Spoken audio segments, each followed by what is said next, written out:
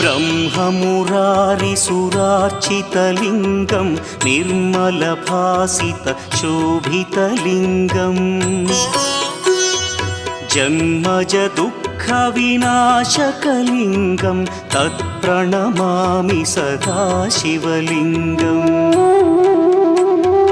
देवमुनिप्रवरार्चितलिङ्गं कामदहन करुणाकरलिङ्गम्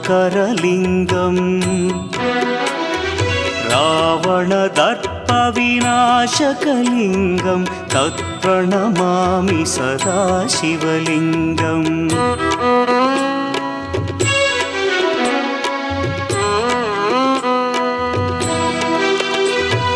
सर्वसुगन्धसुलेपितलिङ्गं बुद्धिविवर्धनकारणलिङ्गं सिद्धसुरासुर